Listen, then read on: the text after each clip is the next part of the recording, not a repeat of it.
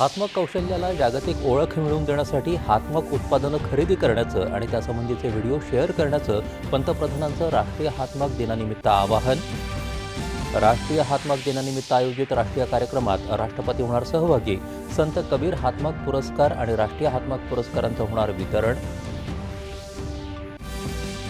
पंतप्रधान नरेंद्र मोदी आणि इस्रायलचे पंतप्रधान बेंजामिन नेतन्याहू यांच्यात दूरध्वनीवरून चर्चा.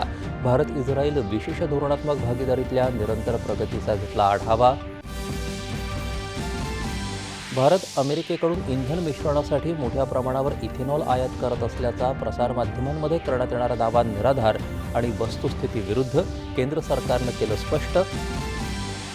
भारताच्या अध्यक्षतेखालील ब्रिक्स उद्योग मंत्र्यांच्या बैठकीचा यशस्वी समारोप.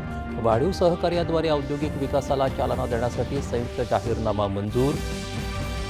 मध्यम पल्ल्याच्या अग्नि-4 या बॅलिस्टिक क्षेपणास्त्राची DRDOने घेतलेली चाचणी यशस्वी. क्षेपणास्त्राचे सर्व कार्यात्मक आणि तांत्रिक निकष सिद्ध. लोकशाहीत आंदोलन हे सहमती बनवण्यासाठी असलं पाहिजे, फूट पाडण्यासाठी नव्हे. सरसंघचालक मोहन भागवत नव्या पिढीसोबत साधला संवाद.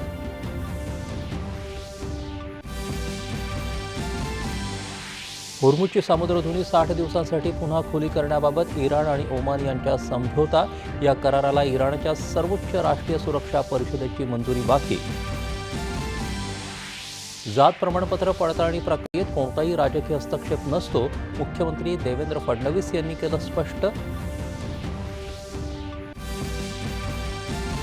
कोरिया मास्टर्स सुपर 300 बॅडमिंटन स्पर्धेत भारतीय खेळाडूंनी चमकदार कामगिरी करत गाठली उपांत्यपूर्व फेरी. आणि भारतीय ग्रँडमास्टर आर प्रज्ञानंदनं पटकावलं Saint Louis rapid and blitz बुद्धिबळ स्पर्धेचं अजिंक्यपद. नमस्कार.